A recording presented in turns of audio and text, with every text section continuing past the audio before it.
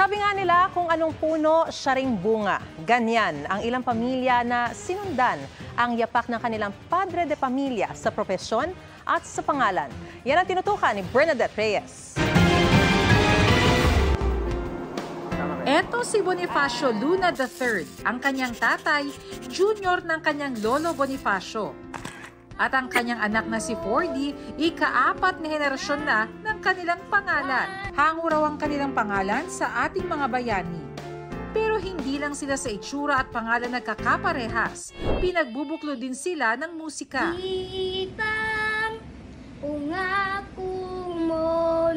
Pare-parehas kami marunong, mahilig sa music.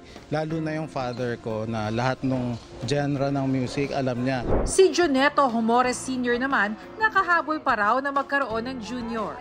Tatlo na sunod na babae, pang-apat yun, nagkaroon ako ng lalaki. Ang magamang Cesar at Lemel naman, hindi man magkapangalan, parehas naman ang piniling karera bilang engineer. Proud ako noon na na-impluwensyahan ko siya dun sa sa ganong direksyon. Pareho rin sila ng interes sa pagmumotor. We're mimicking our parents eh. Thank you dun sa impluwensya mo as an engineer kasi I'm happy what I'm working right now. Ito yung gusto ko. Daddy, Papa, Tatay, ano man ang tawag sa ating mga ama, marapat na bigyan sila ng pagpapahalaga para sa kanilang hirap at sakripisyo sa pamilya. Para sa GMA Integrated News, Bernadette Reyes, nakatutok 24 oras. Mga kapuso, patuloy na tumutok sa mga balita, mag-subscribe sa GMA Integrated News sa YouTube. Sa mga kapuso abroad, samahan niyo kami sa GMA Pinoy TV at www.gmanews.tv.